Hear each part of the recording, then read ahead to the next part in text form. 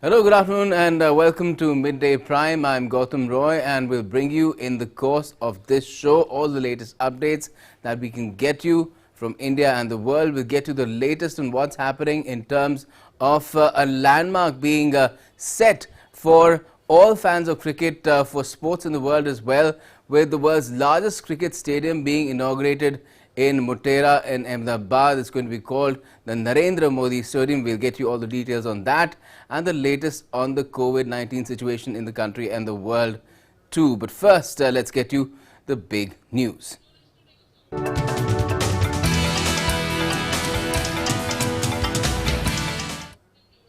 Well, President Nath Kovind inaugurated the Narendra Modi Stadium, the world's largest cricket stadium, at Motera in Ahmedabad today. Union Home Minister Amit Shah, Gujarat Governor Acharya Devvrat, Sports Minister Kiran Rijiju and BCCI Secretary Jai Shah were present on the occasion. The stadium at Motera in Ahmedabad makes history by hosting the day and night pink ball test match between India and England, the third in the series. The newly built world's largest cricket stadium is equipped with all modern technologies and facilities necessary for hosting present-day cricketing events.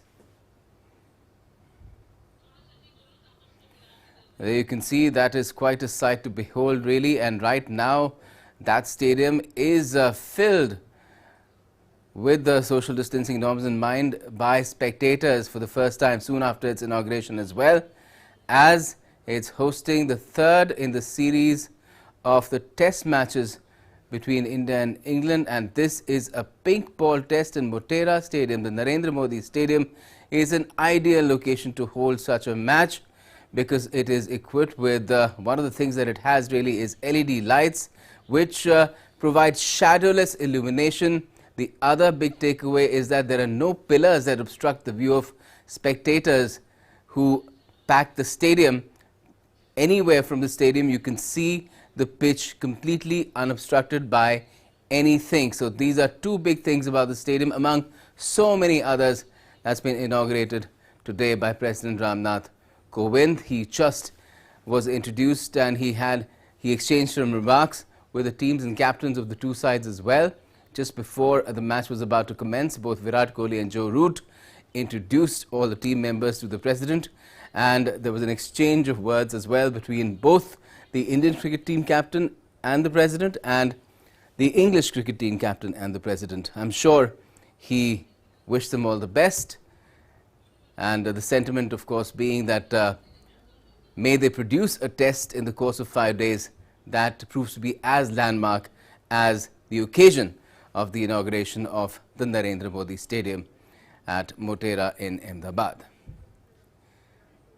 These were all images that were captured on cameras just a few minutes ago when the stadium was being inaugurated. Lots of memorabilia, and this is the e-launch of the stadium, the inauguration of the stadium. At the press of a button, President Nath Kovind inaugurated the country's and the world's largest cricket stadium. And let's now move on to our developing story now.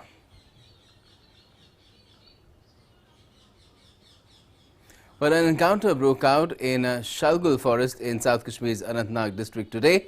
Joint team of police, army's 3RR and CRPF launched a cordon and search operation in Shalgul forest. Now, as the joint team of forces approached towards the suspected spot, the hiding terrorists fired upon the forces, triggering off a gunfight. IGP Kashmir Vijay Kumar said that 2 terrorists of Jaish-e-Mohammed were killed during the encounter. Search operation is underway.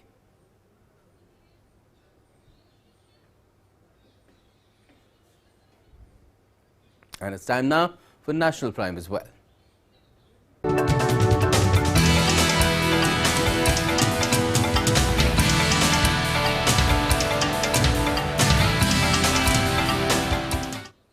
Well, Pradhan Mantri Kisan Samman Nidhi, that's PM Kisan, has completed 2 years today. And on the occasion, Prime Minister Modi said PM Kisan scheme was launched on this day 2 years ago with an aim to ensure a life of dignity as well as prosperity for our hard-working farmers. The Prime Minister, in a series of tweets, said, and I quote, "The tenacity and passion of our farmers is inspiring. Over the last 7 years, the Government of India has taken many initiatives for transforming agriculture. From better irrigation to more Technology, more credit and markets to proper crop insurance, focus on soil health to eliminating middlemen. The efforts are all-encompassing. The Prime Minister further said the government had the honour of ushering in a historic increase in MSP. He said the government is doing everything possible to double the income of farmers by 2022.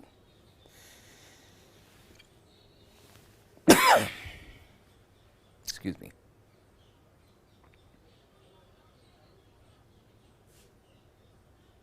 So quite a landmark day for farmers as well. Let me go across to my colleague Abhishek Jha for more on this. Abhishek, in terms of what PM Kisan is doing to get to that goal of doubling farmers' income by 2022, and that period is nearing pretty fast, just tell us how is it adding to that effort?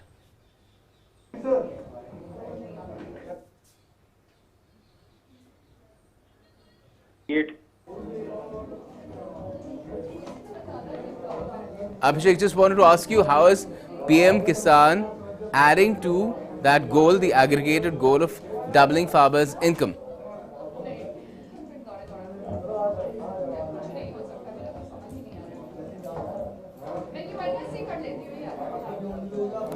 I don't think Abhishek is able to hear us there in the newsroom. We'll try and reconnect. But in the meantime, let me also bring in my colleague Arun Sharma on this. Arun, what can you tell us about PM Kisan in terms of how it's contributed to that goal of doubling farmers' income? Good afternoon, Gautam. Indeed, in the last six and a half years, we have seen that government has created better ecosystem, better agriculture infrastructure so that the farmers of our country can be empowered. And, in last 2 years of this PM Kisan Yojana or PM Kisan Samman Nidhi Yojana, the focus of the government has been, to transfer or primarily to empower the farmers. So we'll be surprised to know that in last 2 years primarily, more than 11 crore farmers have benefited from PM Kisan Samman Nidhi. And, government has transferred close to 1,15,000 crore rupees directly in the accounts of these 11 crore farmers. And not only PM Kisan Samman Nidhi, government on other side, is also ensuring that how can logistical and infrastructure of agriculture can be strengthened. For that, 1 lakh crore has been allocated for, agriculture infrastructure fund so that, the small farmers, the FPOs, the agriculture sector stakeholders, they can come together, can create logistics and of course infrastructure for their storage purposes so that their food produce does not go waste. So in that context, how can agri infrastructure can be created, cold storage can be created? That is the primary focus area. We have also seen, Gautam, that in last, six and a half years, how can farmers become urja data? That means how via Kusum Yojana, how can primarily the farmers can can go ahead with the solar energy or creating the solar, generating the solar energy, and they can sell the solar energy. So idea is that how can the Kisan, the Annadata can become Urja Data. And recently the kind of agri reforms that have been taken and passed by the parliament, that paves the way for doubling the farmers' income. So it is not only PM Kisan Samman Nidhi, but various other initiatives taken in last six and a half years that ensures that how, agriculture sector, gets a major push as far as infrastructure-wise, and farmers also become empowered, with various initiatives of the government. Gautam? Right. Arun, thank you so much for joining us for the time being to talk about PM Kisan and how it's contributed to improving the lot of the country's farmers. Now, the Supreme Court today dismissed a petition seeking an extra attempt at the Civil Service Prelims Exam 2021 for those aspirants who could not appear for the prelims exam in October 2020 due to the COVID-19 pandemic. The top court also did not give respite to candidates who had surpassed the maximum age limit. Union Minister Prakash Javadekar today slammed former Congress President Rahul Gandhi for trying to create a north-south divide. Taking to Twitter, the minister said that insulting Indians is a favorite pastime of Rahul Gandhi. That's what Prakash Javadekar said on Twitter about what Rahul Gandhi did.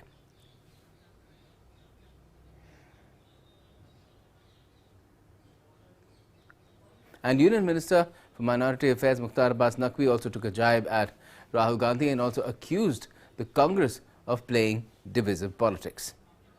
जो Pappu political पाखंड की पिलपिली प्रयोगशाला बन जाए तो वो इसी तरह का कि साउथ में रिफ्रेशमेंट और नॉर्थ में एक्सपेरिमेंट। दरअसल जो एक परिवार के घोंसले में सिमटी हुई पार्टी है, परिवार के घोंसले में सिमटी हुई पार्टी और पप्पू के चोचलों में लिपटा हुआ पूरा नेतृत्व। तो यही कांग्रेस पार्टी के संकट का कंटक बना हुआ है। साउथ में जाएंगे तो कहेंगे कि हम तो यहाँ रिफ्रेश हो रहे हैं, रिफ्रेशमेंट के लिए आए हैं। नॉर्थ में जाएंगे कहेंगे हम एक्सपेरिमेंट के लिए आए हैं। तो अब ये एक्सपेरिमेंट और रिफ्रेशमेंट वाला जो है पॉलिटिकल पाखंड बंद है होना चाहिए, और इसका कोई बहुत ज़्यादा लोग संज्ञान भी नहीं लेते। जनता सब कुछ जानती है, जनता सब कुछ पहचानती है, और जनता उसी के साथ होती है जो कि लोगों के सरोकार के प्रति समर्पित है, और मोदी जी समर्पित हैं। Let's now get an update on the tragic incident of elephant deaths in Odisha, where the Central Investigation Team of Project Elephant Division visited Karlapart Wildlife Sanctuary, Kalahandi, South Division of the state, and investigated the sites. Investigation of samples of 6 dead jumbos and a dead cow in the sanctuary by Odisha Veterinary College revealed the cause of death due to hemorrhagic septicemia. The samples have been sent to IVRI for confirmatory diagnosis. Meetings were also held with the district collector and district veterinary team on the measures to be taken to prevent further spread of the disease. Vaccination of cattle inside the sanctuary and in the fringe villages has also been carried out. Let's also take a look now at the COVID-19 situation that is coming in from across the country. Well, India has been containing the country's active caseload under 1.5 lakhs. The active cases are now 1,46,907 today. The present active caseload now consists of 1.33% of India's total positive cases. 13,742 new daily cases have been recorded in the last 24 hours, whereas 14,037 recoveries were registered in the last 24 hours as well. This has led to a net decline of 399 cases in the total active caseload. Maharashtra reported maximum positive changes with an addition of 298 cases, whereas Kerala has recorded maximum negative change with subtraction of 803 cases. India's cumulative recoveries now stand at 1,07,26,702 today. The recovery rate is 97.25%. The gap between total recovered cases and the active cases is constantly rising and stands at 1,05,79,795. Now, the centre has debuted high-level multidisciplinary teams to states and union territories that have seen a surge in COVID-19 cases. The teams have been sent to Maharashtra, Kerala, Chhattisgarh, Madhya Pradesh, Gujarat, Punjab, Karnataka, Tamil Nadu, West Bengal, as well as Jammu and Kashmir. The 3-member multidisciplinary teams are headed by Joint Secretary-level officers in the Union Health Ministry. These teams will work closely with the states and union territory administrations and ascertain the reasons for recent surge in the number of COVID-19 cases. They will also coordinate with health authorities of the states and union territory for requisite COVID-19 control measures to break the chain of transmission. The states and union territories have been advised for regular critical review of the emerging situation with district officials concerned to ensure that gains made so far in COVID-19 management are not lost. The centre has also written to Maharashtra, Kerala, Chhattisgarh, Madhya Pradesh, Gujarat, Punjab and Union Territory of J&K, which have been witnessing a rise in daily COVID cases along with decreasing proportion of RT-PCR tests and rise in positivity in some districts.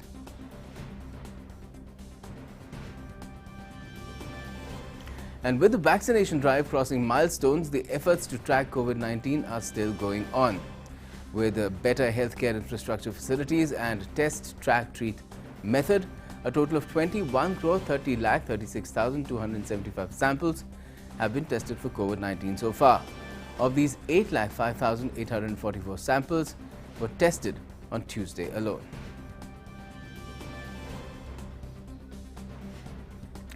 Now, vaccination drive is on at full swing across the country as the coverage is expanding every passing day. As of now, the vaccination coverage has crossed 1,21,00,000 till 7 in the morning today. A total of 1,21,65,598 doses have been administered through 2,54,356 sessions across the country.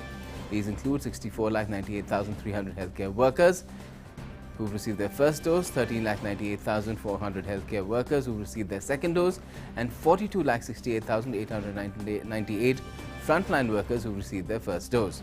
On day 39 of the vaccination drive, 4,20,046 vaccine doses were administered. And now let's take a look at what's making news across the globe as well.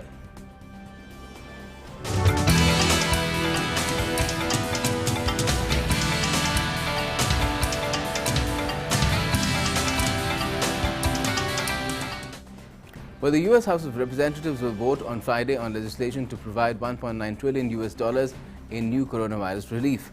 Representative Steny Hoyer, in a tweet, has informed that the House will vote on Friday on President Joe Biden's rescue plan to end the pandemic and deliver urgently needed relief to America's families and small businesses. He added that the American people strongly support this bill and we're moving swiftly to see it enacted into law.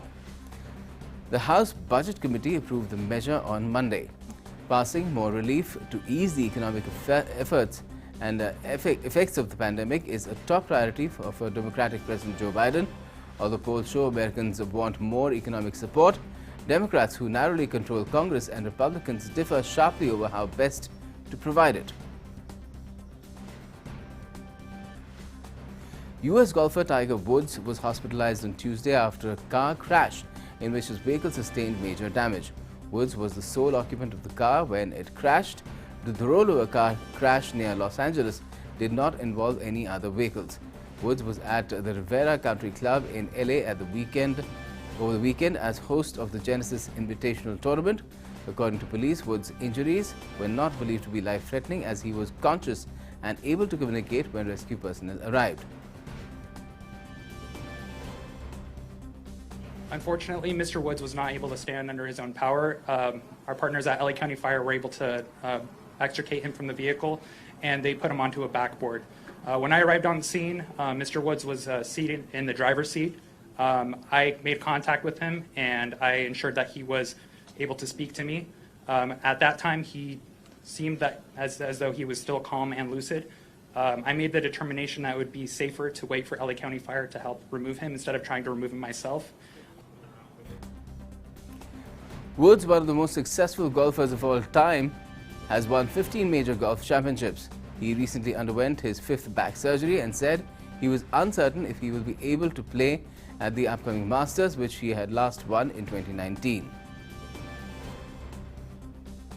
Now, sportspersons, celebrities and former US President Donald Trump sent well wishes to Tiger Woods. The Masters, one of the world's most prestigious golf tournaments, released a statement wishing for his recovery, and former golfing champion Jack Nicklaus offered Woods his heartfelt support and prayers. Former US President Donald Trump, who has played golf with Woods on several occasions and awarded him with the Presidential Medal of Freedom in 2019, issued a statement urging Woods to get well soon, adding, "You are a true champion." Now, a UN human rights expert has said that many high-level Iranian officials should be charged for the shooting down of a Ukrainian commercial airliner in January 2020, describing the killing of the 176 people on board as a profound and serious indictment of the country's civil and military authorities. Agnes Kalamard, the UN Special Rapporteur on extrajudicial summary or arbitrary executions, delivered a 45-page letter to the Iranian government, which was made public on Tuesday, outlining her findings from a 6-month investigation into the disaster and complaining about the lack of Iranian cooperation, which has left many of her questions unanswered. On the 8th of January 2020, an air defense unit of Iran's Islamic Revolutionary Guard Corps fired 2 missiles at the Ukrainian plane, which was en route from Tehran to Kiev, killing all those on board. In Niger, ruling party candidate Mohamed Bazoum has been declared the winner of the presidential elections. Bazoum, a 61-year-old former interior minister, won 55.75% of the vote in Sunday's election, according to the Electoral Commission. He beat Mahamane Osmane, a former president who was toppled by a coup in 1996. The provisional results must still be confirmed by the Constitutional Court. At a celebration rally, Bazoum promised he would be the people's loyal servant. The UN's Department of Safety and Security will be leading a detailed review into the deadly convoy attack in Congo. UN spokesperson Stefan Dujarric said that the incident involves 7 people traveling in 2 World Food Programme vehicles on the road from Goma to Rutshuru in the east part of the Democratic Republic of Congo, where they were planning to visit a World Food Programme school feeding project. The World Food Programme has provided further information on the deadly convoy attack. The group comprised 5 employees of World Food Programme who were accompanying the Italian ambassador to the Democratic Republic of Congo as well as his security escort. The security incident involved a group of 7 people traveling in 2 World Food Programme vehicles on the road from Goma to Rutshuru in the eastern part of the Democratic Republic of the Congo, where they were planning to visit a World Food Programme school feeding project. The 2 vehicles were stopped by an armed group, and all passengers were forced to disembark from the cars. The World Food Programme driver of one of the vehicles, Mustafa Milambo, was killed at this time. The remaining 6 passengers were then forced into the surrounding bush at gunpoint, where there was an exchange of fire. The UN Department of Safety and Security is leading a detailed review of the incident. Now, world-renowned natural historian Sir David Attenborough told the Security Council the world is perilously close to tipping point that once passed will send global temperatures spiraling catastrophically higher. While addressing climate and security at a virtual meeting of the Security Council on Tuesday, he cautioned that if we continue on our current path, we will face the collapse of everything that gives us our security. Now, French President Emmanuel Macron has said that the United Nations Security Council should consider appointing a special envoy for climate security to coordinate the Council's efforts in this area. Speaking at a virtual meeting of the 15-member Council on Climate-related Risks to International Peace and Security, Macron said the fight against climate change and for the protection of the environment is a matter of peace and security. President Macron called upon the Security Council to take on these issues as part of its mandate. In a landmark verdict, the Supreme Court of Nepal has reinstated the dissolved House of Representatives. A 5-member constitutional bench led by Chief Justice Cholendra Shumsher Rana annulled the government's decision to dissolve the House of Representatives on the 20th of December last year. In a surprise move, Nepal President Vidya Devi Bhandari had dissolved Parliament and announced midterm elections in April-May 2021. The move had come in the wake of the request made by the cabinet led by KP Sharma Oli. In an order uploaded on its website, the Supreme Court of Nepal called for the reinstatement of Parliament.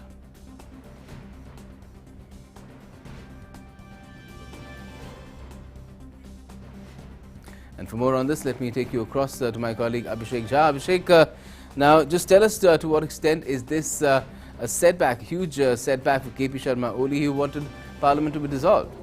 Of course, Gaurav, this is a huge setback for KP Sharma Oli. At the same time, this is a shot in the arm for the opposition party led by President Kamal Dahal, who actually both faction has been part of Nepali Communist Party. But now there is a clear divide, and President Kamal Dahal, he has raised the slogan of anti-Oli slogan, and he has asked him to resign. KP Sharma Oli refused to resign. In fact, he dissolved the parliament, which was then the whole process was sent to Supreme Court, and Supreme Court had decided to reinstate the parliament. So with the latest decision of Nepali Supreme Court, the fresh political turmoil has been created in Nepal, where KP Sharma Oli, who is highly unlikely to get the minimum support of members in the lower house to remain at the seat.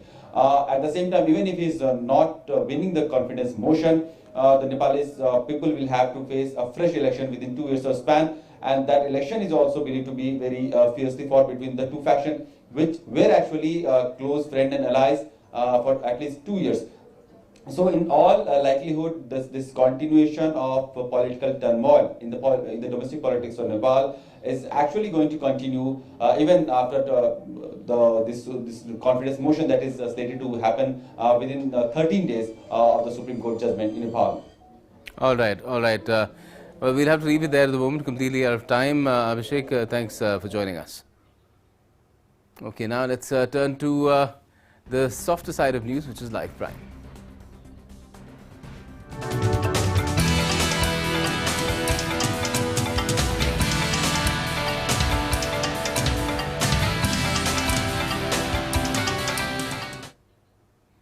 Well, Czech freediver David Wenkel swam nearly 81 meters beneath the ice on Tuesday, breaking the world record after braving the freezing water wearing only a swimsuit.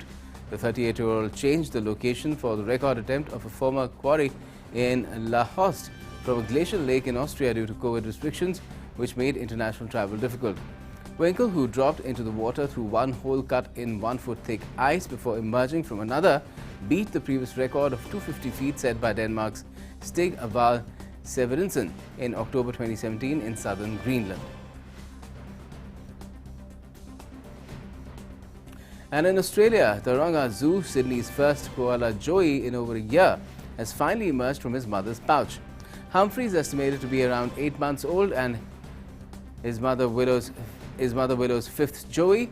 Koala joeys typically stay in their mother's pouch for up to 6 months before they begin to emerge and attach themselves to the mother's back. And with those images, that's all we have for the moment in this edition of Midday Prime. But for all the latest, do stay tuned to DD India.